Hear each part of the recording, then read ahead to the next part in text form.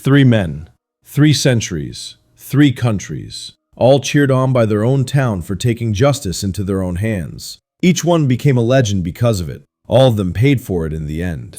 Francisco Vital Da Silva moved to Sao Paulo in the 18s, chasing the city's real estate boom. He worked construction, saved every penny, and eventually opened a small bar of his own. But the bar sat in the worst part of the city, an area police had written off. Criminals ran up tabs they never paid, robbed him, and used his bar as their own hangout. He filed report after report. Nothing happened. By 1984, filing those reports had become routine. On one visit to the station, Francisco was again describing a crime to a police officer who clearly doesn't care. Just one more complaint in a stack the city has stopped reading. It's the last time he'll ever bother. Days later, he comes home to find his wife and 16-year-old daughter in tears. 5 men had broken in, robbed the house, and assaulted them both. Francisco sends his family back to his hometown for safety, and when he returns, he finds his bar destroyed too. The police, again, do nothing. That's the day Francisco effectively dies, and he becomes an avenger called Duckfoot Chico.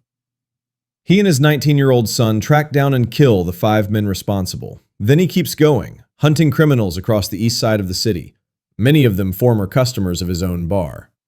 Locals start feeding him tips. The police quietly do too, since he's only killing people they consider guilty anyway. A newspaper covers him. A radio DJ lets him call in and describe his latest kill. In under a year, he's credited with roughly 50 killings, and to a city that had given up on the law, he starts to look like a folk hero.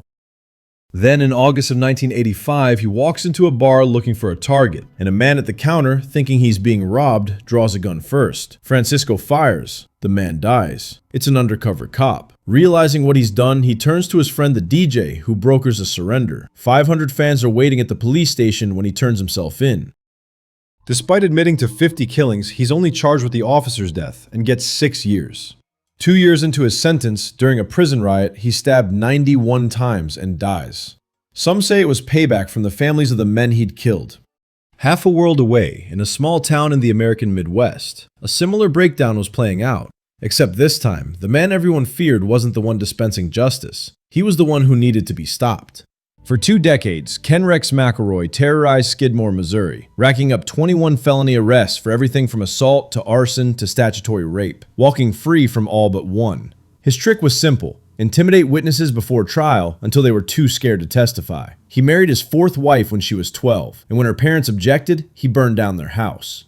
The fear he inspired became part of daily life in town. A phone would ring, and a woman would immediately lock her front door. It was a warning. McElroy was driving into town. In 1980, McElroy shot an elderly grocer, Bo Bowenkamp, in the neck after a clerk scolded McElroy's daughter for stealing candy.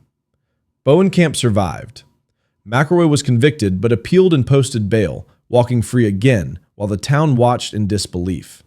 Then started making public threats against Bowenkamp at the local tavern. Terrified townspeople begged the sheriff for help. He suggested a neighborhood watch, then left town.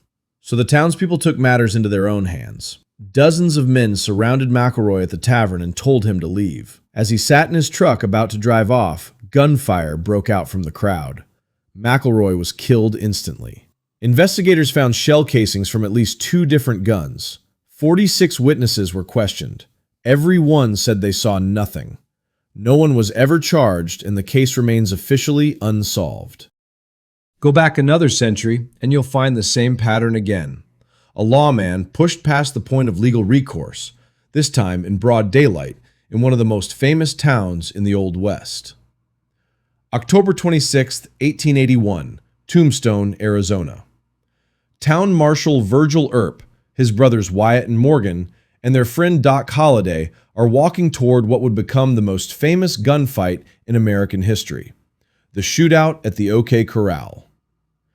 Tombstone was booming with silver money, which also drew a gang of outlaws known as the Cowboys, who ran roughshod over the town. When a group of armed cowboys refused to disarm as required by local law, the Earps confronted them. The fight lasted less than 30 seconds.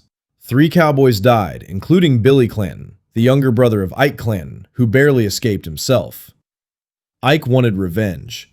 2 months later, Virgil Earp was ambushed and shot, surviving but permanently losing the use of one arm. 3 months after that, Morgan Earp was shot while playing pool and died within the hour. Despite strong evidence, the courts let the suspects walk free both times. That was enough for Wyatt. He deputized a small posse, including Doc Holliday, and hunted down the men responsible himself over the following weeks, including gunning down their best fighter in a direct ambush. Eventually, with a rival posse hunting him for murder in return, Wyatt was forced to leave Arizona for good, having never caught Ike Clanton. He spent the following decades drifting between New Mexico, Colorado, and Alaska before settling in California, where he lived long enough to see his own legend recreated on the silver screen in early Hollywood westerns. 3 men, 3 centuries apart, doing the same math. The law had stopped showing up, so they did it themselves. And each time the town let them, at least for a while. Tipping them off, feeding them drinks, cheering them on. But look at where all 3 of them ended up. One stabbed 91 times by the very people he once protected. One gunned down by a crowd that never had to explain itself. One exiled from his own home, chasing a man he'd never catch. Vengeance doesn't end the story. It just changes who's telling it.